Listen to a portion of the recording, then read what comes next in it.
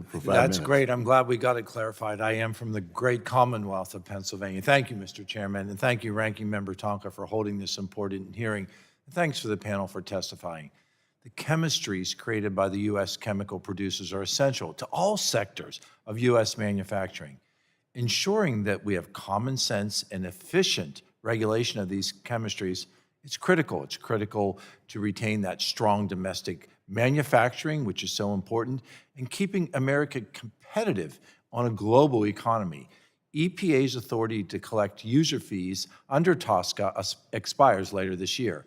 With nearly a decade of implementation history following the 2016 overhaul of our chemistry regulatory scheme, now is the perfect time to examine further refinements that can be made as we move to reauthorize this fee structure.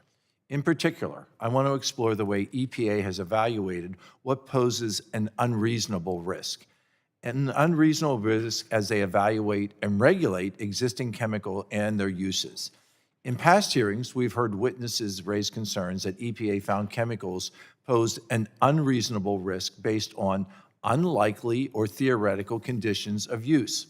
Dr. White, we've had this discussion, and my colleagues have opened the door, but I want to give you an opportunity to speak to how provisions in this legislative proposal today will guide EPA to focus their consideration on conditions that reasonably could be foreseen, and not just theoretical or even unlikely, because I think we're opening potential areas that will waste time to be able to allow important chemicals to be assessed. Can you discuss that for us, please?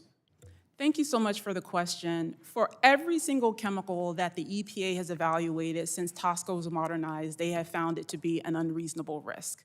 This has really been because of their scientific practices and principles. They have ignored submitted data, they have mischaracterized worst-case exposure scenarios, and not understood what exposure actually looks like when they're making decisions, and they focused on conditions of use that were not relevant or that were not really going to provide or have a specific high level of exposure. So this has led to really flawed assessments by the agency, leading to overly conservative risk management decisions by the agency. What this new approach does is it requires the agency to, one, to focus on those conditions of use that are more likely than not to occur. So it really helps to, again, focus the agency on looking at actual real-world scenarios for how a chemistry might be used. And then it asks the agency to ensure that it's looking at the data from a best available standpoint and a weight of the evidence standpoint, and making sure that that is set first as they move forward with their evaluation. Explain further the weight of the evidence and how important that is in providing the necessary safeguards without going down that rabbit hole that I referenced earlier. Yes, weight of the evidence requires the agency to really look across all of the available data to evaluate the quality and integrate that information to make decisions. So it really helps to prevent the agency from cherry-picking information and look at, like I said, the quality of the information as to underpin their decisions.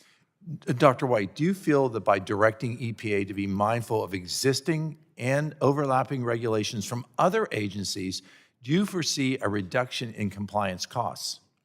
I foresee that this allows the agency, EPA, to coordinate better with other federal agencies to ensure that the chemistries are safe throughout.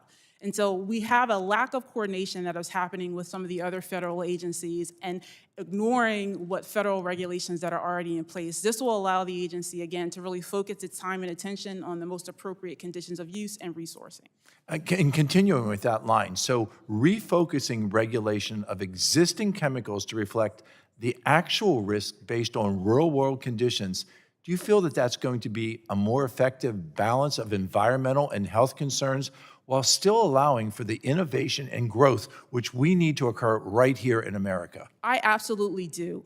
And we all forget that the original intent of TSCA was explicitly to have EPA exercise its TSCA authority to impact not only human health and the environment, but also to not unduly impact economic innovation. I think that's a great conclusion, and as we move forward with this legislative proposal, I look forward to working with this committee to unleash American innovation and bolster domestic manufacturing while still retaining common sense protections.